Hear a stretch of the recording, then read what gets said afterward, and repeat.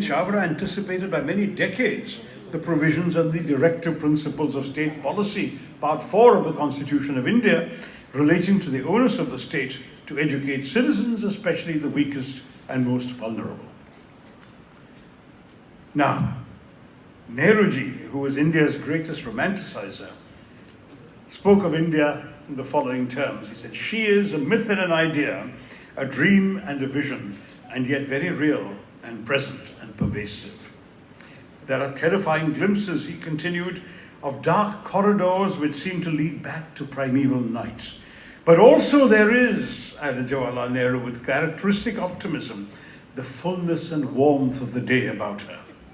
Thus, describing his country in the discovery of India, Nehru was reminding us that we can never take for granted the progress India has made over many a decade and the freedom she has won after long years of grueling struggle.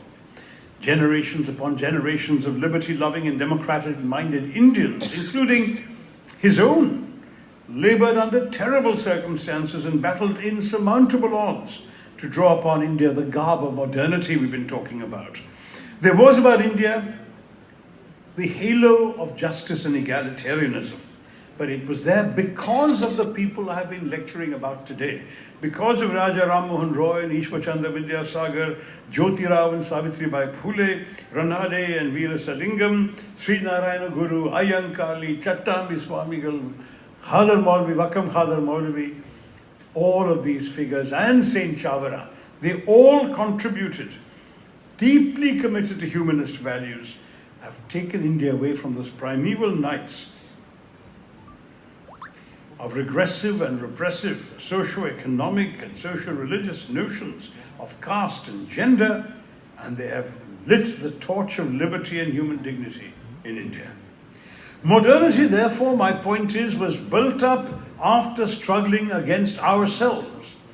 Decades before the Gandhian freedom struggle, even before the creation of the Indian National Congress in the late 19th century, and Indian modernity had begun taking place through the work of these great religious reformers.